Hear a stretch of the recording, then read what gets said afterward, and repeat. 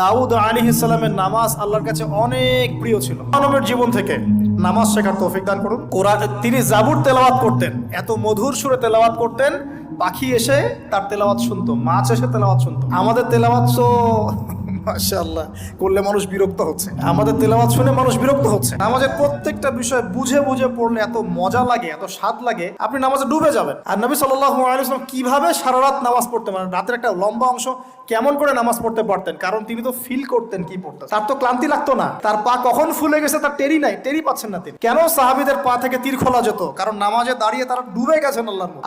আল্লাহ এটা তো বললে অনেকে আকীদার প্রশ্ন তুলবে। আসলে আল্লাহ পাকের সাথে আমি বিলীন হয়ে যাচ্ছে এখানে। এই বিলীন মানে কি? শারীরিক বিলীন। আমার মনন আল্লাহর প্রতি নিবদ্ধ হয়ে যাচ্ছে, এই তো নামাজ। এই নামাজ মেরাজুল মুমিন বলে না, আল্লাহর মুমিনদের জন্য মেরাজ, নামাজটাই তো মুমিনদের জন্য মেরাজ। তো মেরাজ মানে কি? সাক্ষাৎ, দেখা সাক্ষাৎ। আমাদের নামাজে